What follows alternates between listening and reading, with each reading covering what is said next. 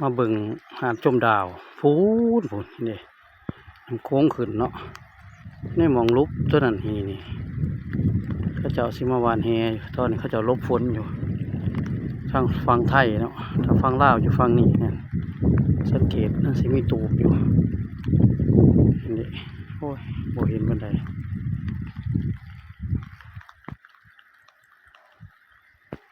ฝนกำลังลินเป็นเบี้ยวลักหลานเขาว่ะ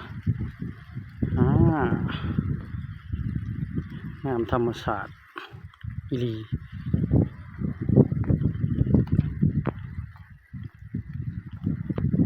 นี่คือน้ำโค้งไหลมาจากฝั่ง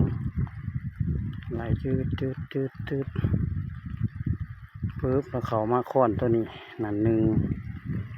แล้วก็มองหนึ่งนี่มองหนึ่งลงบุงแสะไปหาชมดาว